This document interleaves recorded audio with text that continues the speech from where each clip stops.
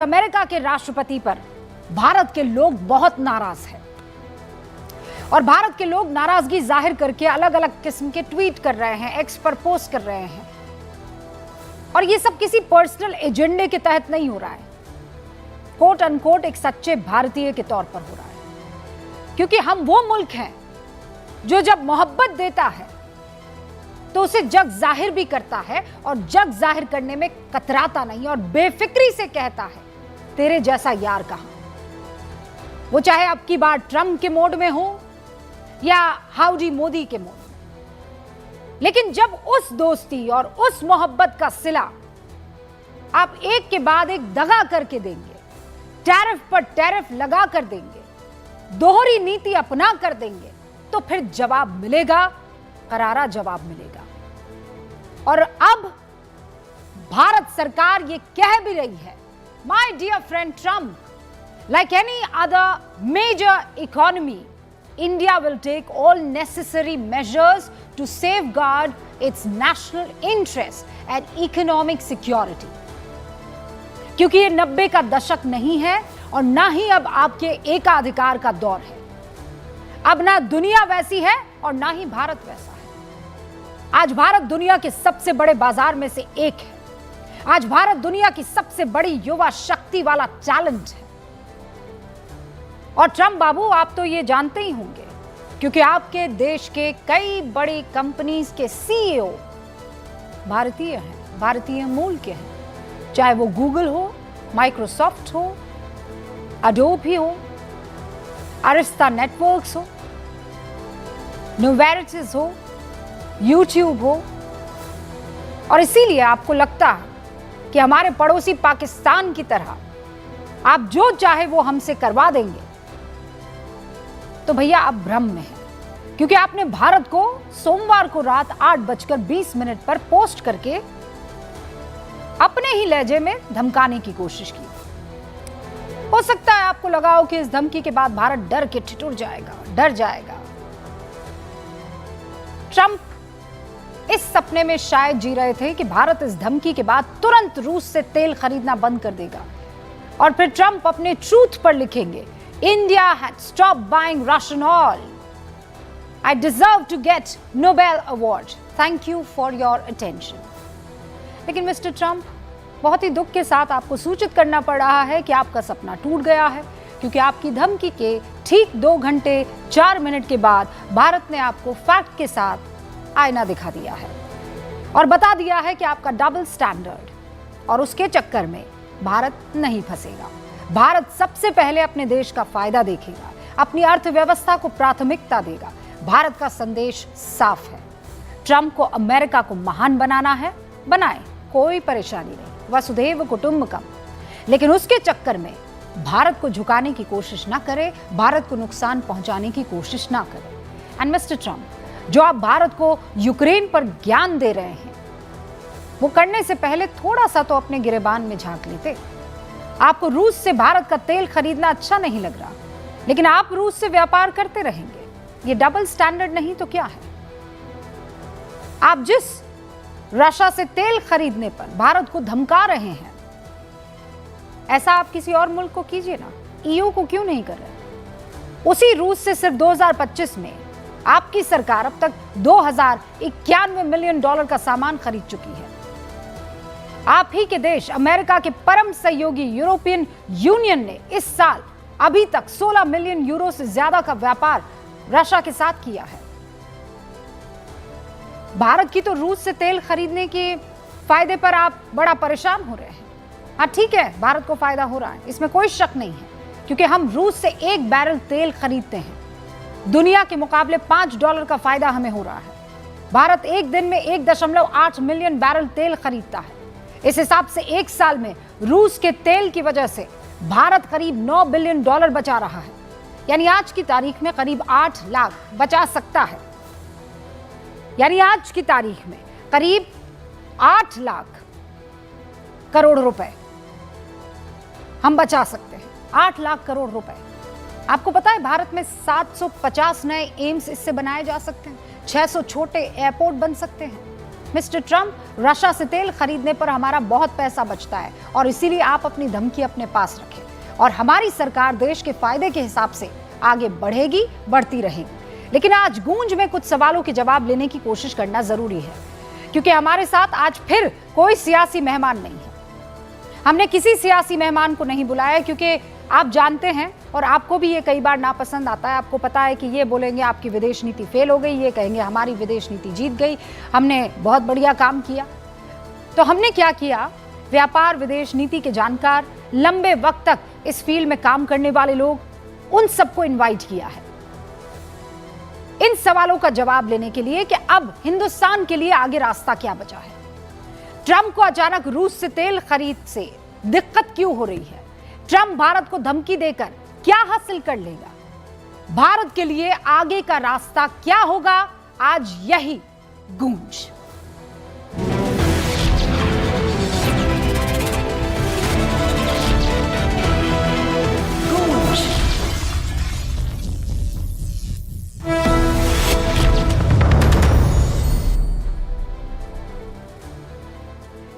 और फिर मैं आपको बता रही हूं, सारे खास मेहमान हमारे साथ जुड़ चुके हैं।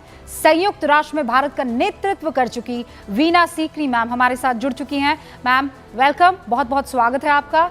किर्गिस्तान में भारत के राजदूत रह चुके फोंगचोक का स्तोब्दान हमारे साथ जुड़ चुके हैं, आपका भी सर बहुत बहुत स्वागत है। यूरोप के कई देशों में राजदूत रह चुके अशोक सज्जनहार साहब भी हमारे साथ जुड़ चुके हैं। और इस वक्त IPCS के सीनियर फेलो अभिजीत अय्यर मित्रा भी आपको स्क्रीन पर दिखाई दे रहे हैं। एंड इन सम टाइम हमारे साथ CNN न्यूज़ 18 के कंसल्टिंग एडिटर राहुल शिवशंकर भी जुड़ेंगे। और इस वक्त आपको स्क्रीन पर दिखाई दे रहे हैं वरिष्ठ पत्रकार शंकर अय्यर, वो भी इकोनॉमिक्स को और ये जो ट्रेड डील हो रही है इसे बहुत अच्छे से समझते हैं। आप सभी का बहुत बहुत स्वागत है। वीना जी, मैं शुरुआत आपसे कर रही हूँ। इस वक्त ये जो कुछ भी हो रहा है इसे आप कैसे देख रही हैं? अमेरिका आने वाले दिनों में भारत के लिए मुश्किल खड़ा करने वाला है, और अगर हाँ तो are we ready to deal with it? देखिए, ये एक बहुत महत्वपूर्ण मौका है जो हो रहा है, लेकिन भारत और अमेरिका के रिश्ते जो हैं वो बड़े सुदृढ़ हैं, स्ट्रॉन्ग हैं और हमारे लिए बहुत इम्पोर्टेंट है। और हम चाहते हैं कि ये इनकी जो स्ट्रेंथ और वर्सेटिलिटी है वो कंटिन्यू करे, वो जाहिर रहे। और हम देख रहे हैं कि प्रोग्राम्स तो वैसे जाहिर हैं। निसार सैटेलाइट पिछले हफ्ते में इसरो और नासा का बनाया हुआ इकट्ठा सैटेलाइट उठा था। ट्रेड टॉक्स भी कंटिन्यू हो रहे हैं। अगस्त के तीसरे हफ्ते में 24 तारीख के आसपास ट्रेड टॉक्स का अगला राउंड भारत में होगा। लेकिन हम जानते हैं, हम सब जानते हैं कि ये जो टैरिफ्स के ऊपर जो इशू खड़ा हुआ है और आजकल खास रशियन ऑयल खरीदने पे जो इशू खड़ा हुआ है, ये एक मुद्दा है टैरिफ्स का जो प्रेसिडेंट ट्रंप ने सारे देशों से लिया है। ये सिर्फ भारत के लिए नहीं है, ये पूरे दुनिया के देशों के लिए है। हमने देखा है कि कई देशों पे 39% रखे हैं, कनाडा पे 35% रखा है। भारत भी यही चाहता है। भारत ने कल जो स्टेटमेंट निकाला है उस पर जाहिर है, हमने कहा है कि ये टैरिफ्स अनजस्टिफाइड और अनरीजनेबल हैं, ये अनुचित हैं और अकारण हैं।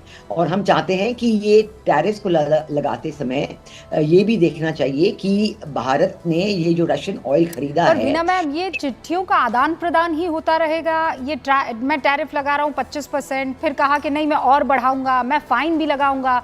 ये ट्रम्प जिस तरीके की भाषा का इस्तेमाल कर रहे हैं, ये हमारे लिए मुश्किल पैदा होने वाली है या हमें पता है कि ट्रम्प से कैसे डील करना है?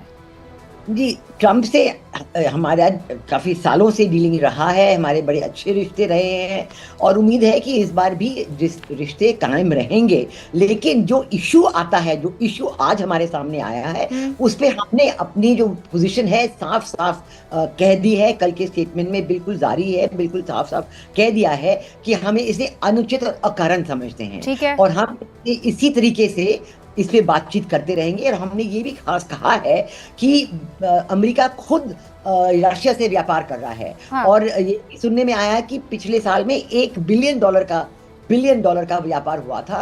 उसमें क्रिटिकल मिनरल्स थे, यूरेनियम, पैलेडियम, टाइटेनियम, फर्टिलाइज थे बहुत अच्छे आंकड़े में। और यूरोप भी रूस के साथ ट्रेड व्यापार करता रहा है। और मेरे ख्याल यूरोप का ट्रेड रशिया के साथ इतना कायम है कि हमारे विदेश मंत्री ने एक बार कहा था कि यूरोप एक दिन में ट्रेड रशिया से करता है जितना भारत एक महीने में करता है। हाँ। तो आप देख सकते हैं कि उनका जो लेवल है ट्रेड का बहुत ज्यादा है, बहुत बड़ा है, और इसलिए हमने कहा है कि भारत को इसमें अकेला नाम लेना गलत बात है, लेकिन फिर भी हम बातचीत जारी रखना चाहते हैं, हम बातचीत डायलॉग बिल्कुल कायम रखना चाहते हैं, और उम्मीद कि कुछ इसमें हल निकलेगा। हमने ये देखा है, इसमें कोई डरने की बात नहीं है कि ये जो टैरिफ्स अभी लगे हैं भारत पे, जो 25% के टैरिफ्स लगे हैं, उसका असर अगर लग भी जाए 7 तारीख के बाद लगेंगे, तो अभी तो 0.2 या 0.3% असर होगा भारत की जीडीपी के, क्योंकि भारत का ट्रेड ज्यादा है, America is India's most important trading partner, but अन्य देशों का ट्रेड और भी बहुत ज्यादा है, और हमारा ट्रेड वैसे भी डाइवर्सिफाइड है। We believe in strategic economy. बस वही एक बड़ा सवाल था कि मान लीजिए अमेरिका के साथ आप कह रही हैं रिश्ते हमेशा से अच्छे रहे हैं, हमेशा से हमारा दोस्ताना ताल्लुकात हमारे रहे हैं, और हम लोग अभी भी बात कर रहे हैं, और इसीलिए अब अगर मान लीजिए खुदा ना खास्ता थोड़ा ऊपर नीचे होता है, राहुल शिवशंकर हमें ज्वाइन कर चुके हैं, तो फिर क्या होगा राहुल? And thank you. मैं बता दूं कि राहुल जो है, पहली मर्तबा है राहुल कि हिंदी डिबेट में आप इस तरीके से हिस्सा ले रहे हैं? पहली दफा है कि राहुल शिवशंकर जो है इस तरीके से हिंदी में आपको बातचीत करते हुए नजर आएंगे ना। मैं जो है किस्मत वाली हूँ, यहाँ पर देखिए राहुल ने ये कहा कि आप श्योर है, तो मैंने कहा 100% श्योर हूँ राहुल, आपको हमारे हिंदी के दर्शक बहुत अरसे से सुनना चाह रहे हैं। So here it is. Rahul, सवाल सीधा सही है, जब वो ये कहते हैं they don't care how many people in Ukraine are being killed by the Russian war machine, और बाद में पता पड़ता है कि ईयू भी वही कर रहा है जो अमेरिका कर रहा है, और इनको परेशानी भारत से हो रही है। देखिए, मैं कुछ सीधा बात करूंगा, हाँ, क्योंकि रूबिका जी मेरी आदत है कि मैं एकदम फैक्ट्स को प्रेजेंट करता हूं सीधा। ट्रंप झूठ बोल रहे हैं, वो एक झूठे हैं। ट्रंप को लोगों या पीपल उसको कहते हैं ना, अपने उन्होंने नोट में बोला है यूक्रेनियन पीपल से मुझे बहुत सहानुभूति है। कोई पीपल से सहानुभूति नहीं है, प्रॉफिट से सहानुभूति है। अब आप मेरे से पूछेंगे क्या कह रहे हैं आप, मैं आपको विस्तार से बताता हूं। देखिए, कुछ साल पहले डोनाल्ड ट्रंप ने बोला कि भाई मैं फिर से ट्राई करूंगा अमेरिका का प्रधानमंत्री के लिए रेस में आना। ठीक है। अब भाई लोगों ने पूछा पैसे कहाँ से आएंगे? राष्ट्रपति हाँ। पैसे कहाँ से आएंगे आपके पास? तो बोले पैसे हमारे आएंगे इधर उधर से। तो लोगों ने बोला भाई आपको बड़ा लंबा चौड़ा कैंपेन खोलना पड़ेगा, क्योंकि बाइडेन साहब ने बहुत पैसे इकट्ठे कर रखे हैं। तो ट्रंप ने कहा कि भाई ठीक है, तो मैं एक दो काम करता हूँ, ये जो पूरे ऑयल इंडस्ट्री के जो मेजर्स हैं ना, बड़ी बड़ी ऑयल कंपनीज यूएस से, उनसे मैं पैसा लेता हूं। तो उन्होंने, या रिपब्लिकन पार्टी ने, आपको यकीन नहीं होगा, $26 बिलियन उन्होंने पूरे इन ऑयल मेजर से लिए। ठीक है। और उन्होंने क्या कहा कि हम ड्रिल करेंगे क्या? तेल। अब उनको तकलीफ ये हो रही है कि भाई पैसे तो ले लिए, अब इन लोगों को मार्केट भी तो दिलाना है। इन्होंने आप में इन्वेस्टमेंट की, ट्रंप में इन्वेस्टमेंट की, बोला ठीक है आपको हम बनाते हैं राष्ट्रपति, उसके बाद आप हमें बताएंगे कि आप हमारा क्या कर सकते हैं, पैसे हमने आप पे लगाए। अब बात आई क्विड प्रो को की, लेन देन की। अब उन्होंने बोला कि भाई देखिए प्रॉब्लम ये आ रही है कि भारत जो है बड़ा भारी कंज्यूमर है तेल का, अब उनके मार्केट में हमें घुसना है। अगर हम अपनी कंपनियां, रूस की कंपनियां की जगह अपनी कंपनियां तेल बेचने लग जाएं भारत में, तो सबकी चांदी। तो रूबिका जी ये खेल शुरू हो गया है। मतलब ट्रम्प देश नहीं चला रहे, अभी कंपनी चला रहे हैं। वो कंपनी चला रहे हैं। देखिए पाकिस्तान से उनकी क्यों इतनी सहानुभूति जती हुई है? क्योंकि वहां पर उनके जो लड़के हैं बिजनेस कर रहे हैं, कंपनियां खोल रखी हैं, वहां पर भी पैसे कमा रहे हैं। ये उनको कुछ पाकिस्तान से हमदर्दी नहीं है, पाकिस्तान के लोगों से हमदर्दी नहीं, पाकिस्तान के पैसे से हमदर्दी है, भारत के पैसे से हमदर्दी। उनको इतनी चिढ़ लगी हुई है कि भारत जो है कहीं और से तेल ले रहा है, और इतनी बड़ी अपॉर्चुनिटी है कि भारत जो है अमेरिका से तेल ले। और मैं आपको एक चीज बताता हूं, यूएस शेयर जो है ना, हाँ। इंडिया अब ऑयल इंपोर्ट कर रहा है, हाँ। 8% जंप हो गया है इन 4-5 महीने में। तो पहले इतना वो हम खरीदते नहीं थे यूएस से, अब हमारा जो शेयर है पूरा ऑयल बास्केट का जो हम खरीद रहे हैं, इंपोर्ट कर रहे हैं, दुनिया से इंपोर्ट कर रहे हैं, हाँ। अब उसका शेयर 8% हो गया यूएस का। और ये डबल है एक्चुअली, 8% जो है ना डबल है। जो पहले 6 महीने साल के जो हैं, अगर आप 4% हुआ करता था, 4, हाँ, अब वो डबल 8% हो गया। तो सारा खेल जो है ये बस देखिए ये राहुल ने सारा खेल समझा दिया है।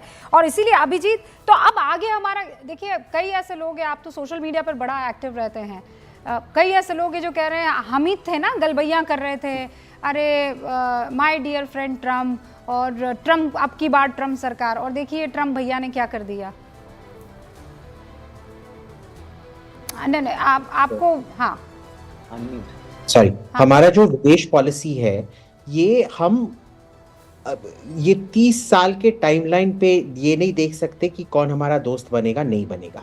उस टाइम पे क्या था कि जो बाइडेन और कमला का जो एडमिनिस्ट्रेशन था, वो हमको गुप्त तरीके से सबवर्जन को पता नहीं हिंदी में क्या कहते हैं, करना चाहता था हमारे को।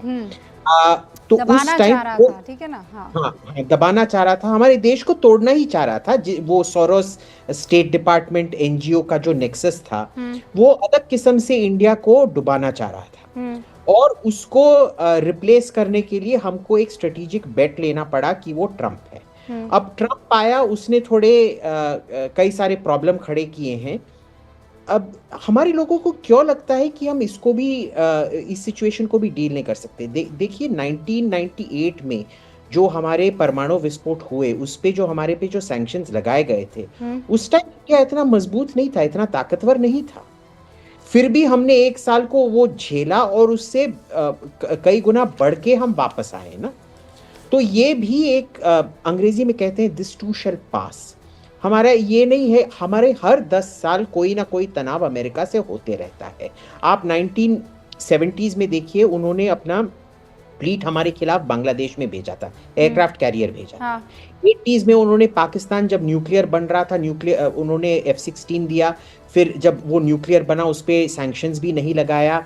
प्रेसलर अमेंडमेंट जैसे एक्ट को झूठ बोल के फिर नॉन ऑपरेशनल कर दिया था 10 साल। अभिजीत, लोग ये कह रहे हैं कि भाई अभी वैसे हालात नहीं है ना, हम फिर भी किसी तरीके से अपने आप को एक स्ट्रॉन्ग इकोनॉमी बनाए हुए हैं। जरा सा धक्का इधर उधर से आया तो हमारे लिए मुश्किल हो जाएगी। फिर वो जो हमारा सपना है कि 2047 तक हमको सोने की चिड़िया बन जाना है, डेवलप नेशन बन जाना है, will it be fetched then?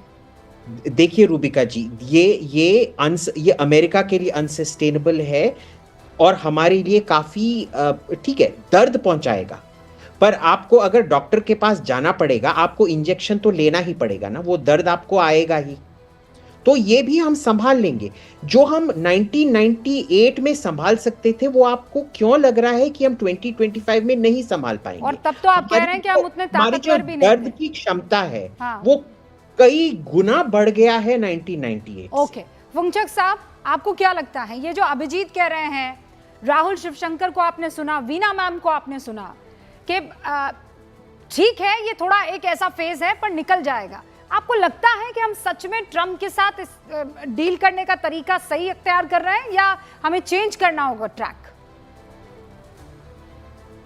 Rubika जी, जिस तरह से आप इस बात को टीवी पे उछाल रहे हो या लोगों को गुमराह कर रहे हो कि हम ये कर देंगे, हम वो कर देंगे, मुझे लगता है ये काफ़ी गंभीर मसला होने वाला है। इतना मामूली काम नहीं है। हमारे लिए आश्चर्यजनक है, लेकिन ये गंभीर पूरक विषय है। मुझे ये लगता है कि भारत सरकार या कोई भी हो इस चीज़ के लिए प्रिपेयर्ड नहीं था। आप जो शिव शंकर जी ने कहा कि वो तो ट्रांजैक्शन वाला लीडर था, वो तो लेन देन की बात करता है, ये तो हम 2-3 महीने से हमें पता है, हमें पता है, लेकिन हम प्रिपेयर थे या नहीं थे? मुझे ये लगता है कि हमारे सरकार में कोई क्रिटिकल थिंकिंग था ही नहीं। जो सरकार बोल रहे हैं हम डील कर लेंगे, आप जैसे प्यार मोहब्बत की बात कर रहे हैं, इसकी बात करेंगे, उसी चक्कर में हम रह गए। ओके। और अपना कोई प्रिपरेशन तो किया नहीं है। आप देखो चीन को, देखो चीन ने अपना लिवरेज पकड़ लिया है, उसके पास रेयर अर्थ का जो कार्ड है उसको खेला उसने।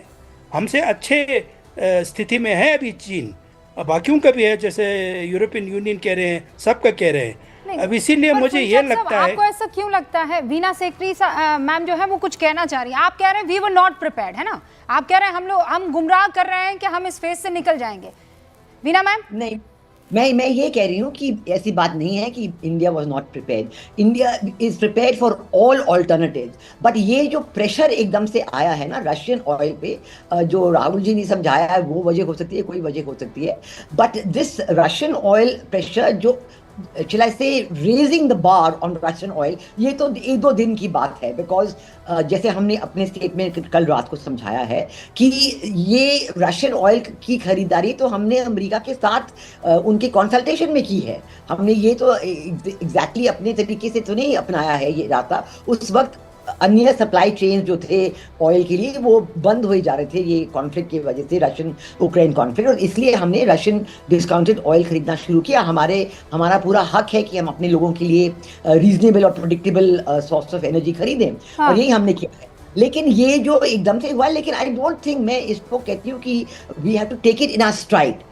हमने जो रिएक्शन दिया है, it's a very calm and collected and cautious reaction. अभी राहुल शिवशंकर ने, अभिजीत ने पूरा लिस्ट बता दिया है कि कैसे अमेरिका ये पहली दफा नहीं कर रहा है, वो बार बार ये काम करता रहा है। अशोक सज्जनार साहब, जो पूर्व राजदूत, यहाँ पर कह रहे हैं कि सिस्टम ही सारा खराब हो गया है और इसीलिए अब थोड़ी मुश्किल हमें आने वाली है। Do you agree with him?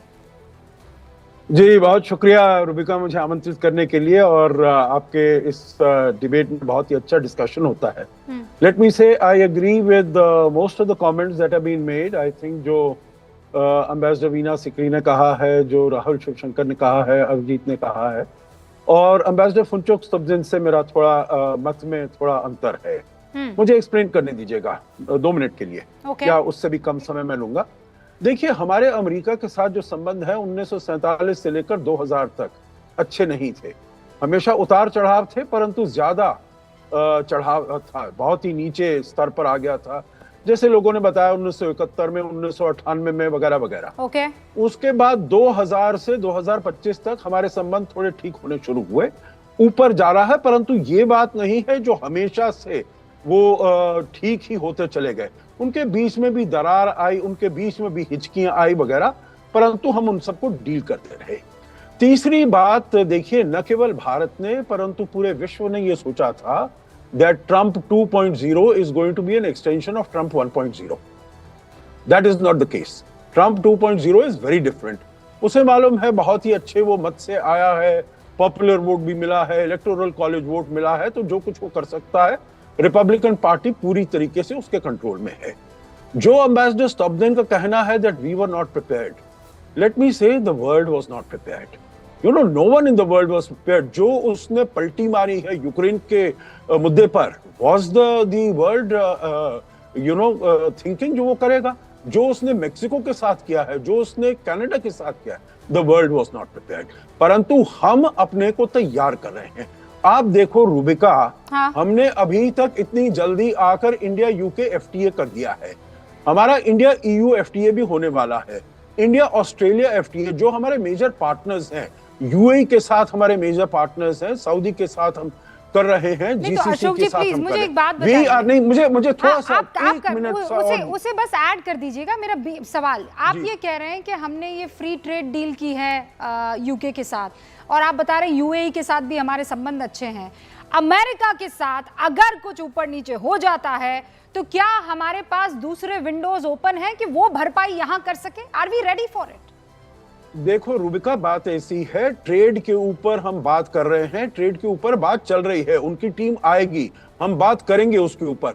देखिए, ट्रंप का ये प्रेशर टैक्टिक्स है, हमको प्रेशर में दबना नहीं है, और हमको अपने हितों को, जैसे आपने बताया है, जैसे हमारे कुछ और स्पीकर्स हैं उन्होंने बताया है, अपने हितों को हमने साथ रखते हुए अपने केस को आगे ले जाना है। परंतु अमेरिका के साथ हमारे और भी बहुत संबंध है, हमारी टेक्नोलॉजी ट्रांसफर है, हमारी डिफेंस है।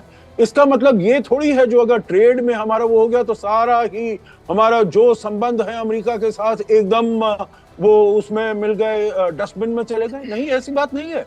हमारा वहां पर 4 मिलियन डायस्पोरा है, विच इज वेरी इन्फ्लुएंशियल। तो इसीलिए ऐसी बात नहीं है। हमारे संबंध देखिए, जैसे मैंने कहा, उतार चढ़ाव आते रहे हैं। ये सोचकर कहना, ये कहना जो अरे हम तो तबाह हो गए, हम तो लुट गए, ये हमने कुछ नहीं किया, ये कोई बात ठीक नहीं है। लेकिन अशोक जी, आप जो ये डायस्पोरा की बात कह रहे हैं और आप ये कह रहे हैं कि हम उस सर्कल में हैं, अभिजीत, तो इन सारी चीज़ों को बहुत डिटेल में समझते जानते हैं। शेखर, मैं आपके पास आऊँ उससे पहले, अभिजीत, क्या ये बात सच नहीं है कि ये जो मागा वाला एकदम इंटीमेट सर्कल बना है उसमें हिंदुस्तानियों की वो पैठ नहीं है जो होनी चाहिए थी, और शायद यही वजह है कि इस तरीके की कॉम्प्लिकेशंस आ रहे हैं? देखिए, किसी का पैक्ट नहीं है मैगा के साथ। मैगा एक बहुत अपॉर्चुनिस्टिक क्राउड है जो जहां पैसा होगा वहां पे जाएंगे।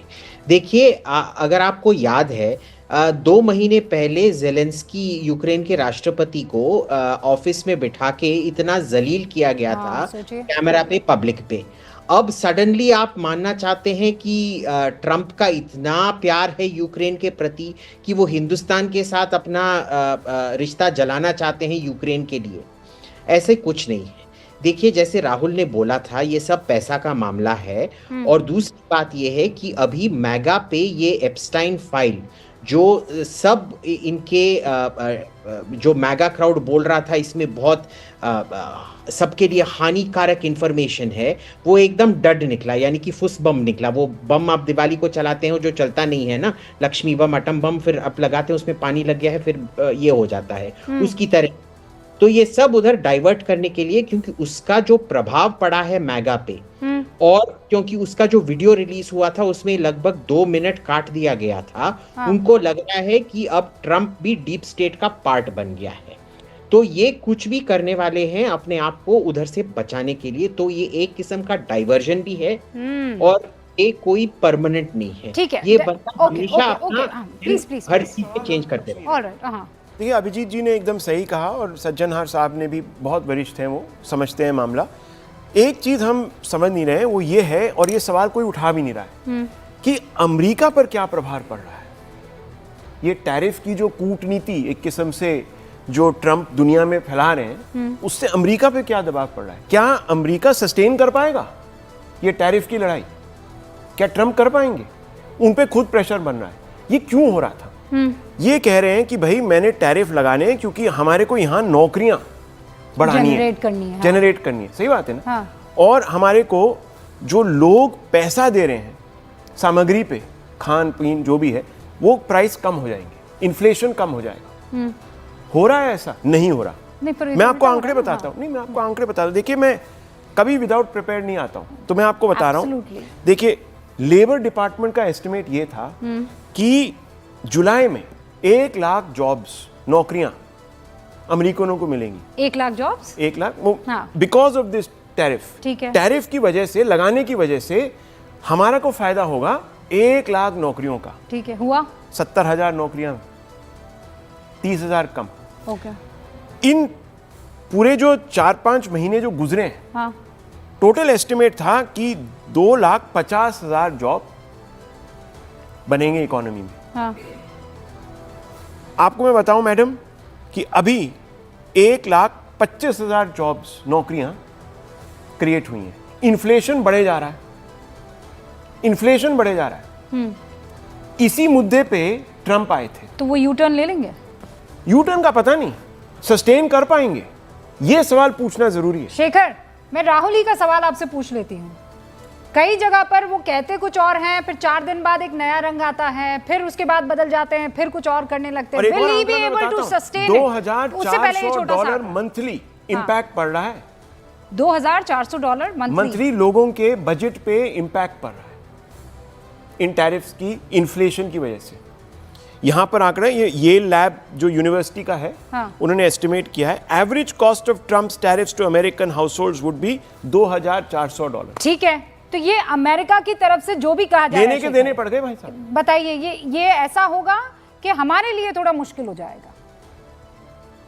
रूबिका जी, देखिए, पहली बार भारत को एक व्यक्ति से डील करना पड़ रहा है, क्योंकि पहले क्या होता था, अमेरिका और भारत के बीच में कई संस्थाएं के बीच में था। अभी क्या है, एक व्यक्ति के पर्सनालिटी पे डिपेंडेंट है, और वो पर्सनालिटी आज फ्रस्ट्रेट होते जा रहे हैं क्योंकि वो जो सोच रहे थे वो नहीं हो रहा है। शेखर, पर्सनालिटी भी समझ में आती है, ये इस आदमी का तो मूड पे, ये मूड कभी अच्छा होता है, कभी खराब होता है, कभी जॉली होता है, कभी एंग्री होता है।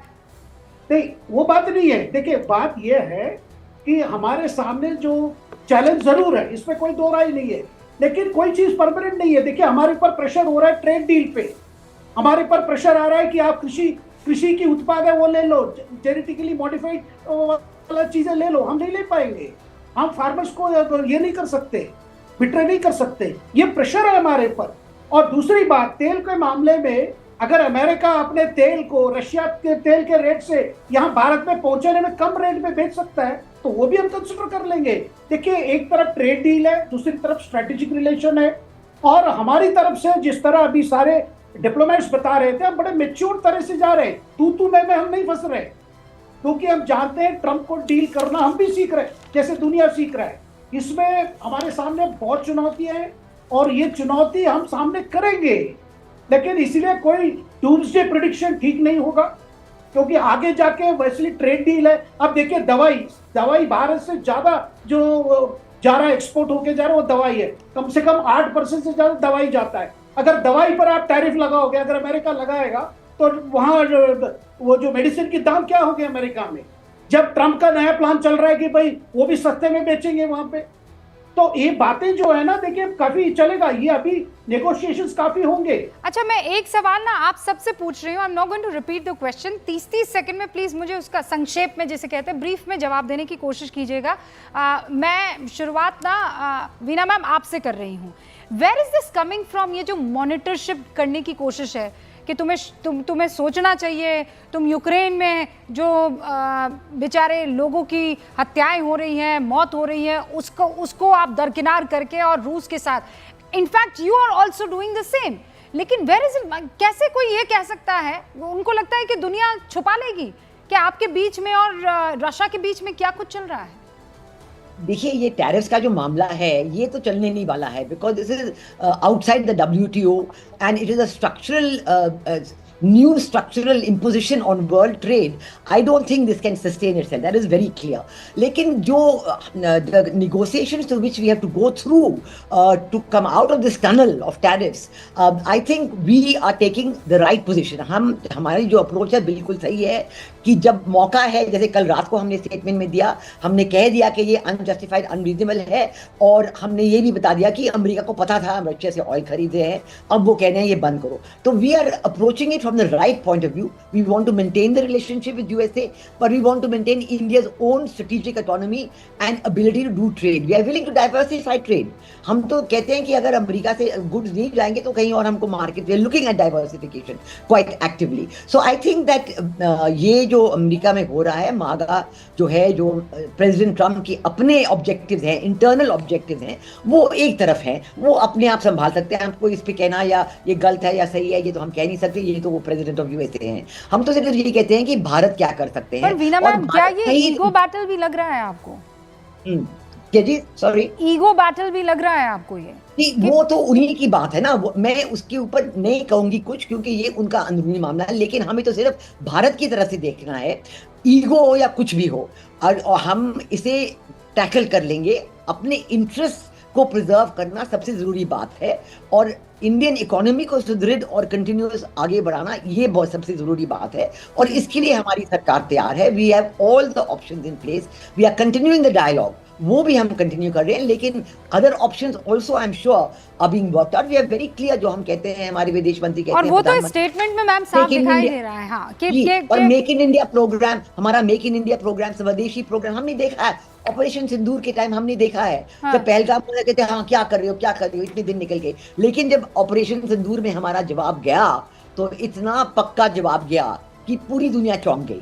तो इसलिए हम बिल्कुल तैयार हैं, हम सारे ऑप्शंस तैयार रख रहे हैं, but something cannot come out in the public, it will be all right. हाँ, मतलब सारी चीजें यहाँ पे बैकडोर भी तो कुछ चीजें चल रही होंगी। लेकिन अभिजीत, दो आप सोचिए, वो जनरल मुनीर को बुलाकर लंच दे देना, वहाँ से वो खत लेकर चले जाते हैं कि इनको तो नोबेल पुरस्कार मिल जाना चाहिए। इसीलिए तो मैं उस शब्द ईगो का इस्तेमाल कर रही हूँ ना, कि थैंक यू ट्रम्प भैया, तुमने कुछ नहीं किया लेकिन तुमने सब कुछ कर दिया, बस इतना कह दो तो वो कहेंगे देखो ये है मेरा यार। यही तो कर रहा है अभी ट्रम्प, और क्या कर रहा है? देखिए, इसमें ईगो की भी बात है और एक थोड़ा बुद्धूपन का भी बात है। ये देखिए, ईगो दोनों साइड में जाता है। आसिम मुनीर को कौन से बड़े रेस्पेक्ट के साथ लाए गए थे। वो पीछे के दरवाजे से बिना कोई फोटो, कोई एक मेहमान को घर में बिना फोटो के, बिना धूमधाम के कोई ऐसे ले आता है? तो अगर पाकिस्तान को इस तरह से सर टेकना है, घुटना झुकाना है, बहुत अच्छी बात है, हमको ऐसे वाला ये नहीं चाहिए, नंबर 1। नंबर 2, इसमें जहां बुद्धूपन की बात है, देखिए अगर मैं अपने आप को बहुत अच्छा बावर्ची मानता हूं, आप राजस्थान से हैं, अगर मैं आपको लाल मांस बेच रहा हूं बना के, तब अगर राहुल जी ने उस पर टैक्स लगा दिया 30% का, मैं अपना इसमें प्रॉफिट तो कम नहीं कर रहा हूं ना, मैं आपको बेचूंगा 130% पे, हानि तो आप ही की होगी। और अगर now I don't know how, पर अभिजीत ये आप ही कर सकते हैं। राजस्थान मेरा, लाल मांस मेरा, बेच आप मुझी को रहे हैं, ऊपर से 130 रुपए में बेच रहे हैं, मतलब you are behaving typically like America. बिल्कुल, तो यही तो बात है। तो इसमें टैरिफ्स में किसका नुकसान होने वाला है? जैसे राहुल ने बोला, ये अमेरिकन कंज्यूमर का इन्फ्लेशन, ये बंदा कर क्या रहा है आप समझ लीजिए। इनको पता है कि अमेरिका का डेट जो अभी 130% ऑफ जीडीपी है उनका, वो पे ऑफ नॉर्मल तरीके से नहीं हो सकता है। डेट पे ऑफ, इतना बड़ा डेट पे ऑफ करने के लिए प्लस इन्फ्लेशन ही एक मेजर है जो डेट की जो वैल्यू है कम करता है। ओके, वो ये टैक्स सबको बुद्धू बना के बोल अभिजीत, रहा है। I'll come to you, just last 40 seconds to Rahul, and I understand Rahul को भी जाना है। राहुल, लेकिन क्या अब होना क्या चाहिए, क्या करना चाहिए सरकार देखिए, को? हमारे को कभी भी घुटने नहीं टेकने चाहिए। ओके, ट्रंप यही भाषा समझते हैं, बुली हैं, उनको एक नज़रिए से उनको बोलना चाहिए कि भैया जो आपने करना आप करिए, हम देख लेंगे। हमने अपना अभी ईरान और इराक से तेल का व्यवस्था, अब इंपोर्ट करने की व्यवस्था हमने शुरू कर दी है। हाँ, उनसे बातचीत हो रही है। हाँ। अच्छे दाम पे हमें तेल भी मिलेगा। और वही हमारी एक्चुअली प्रेशर पॉइंट, झुकने का नहीं, मतलब बिल्कुल झुकना नहीं, सरेंडर Alright. बिल्कुल नहीं करना। सरेंडर नहीं करना है। फुंगचो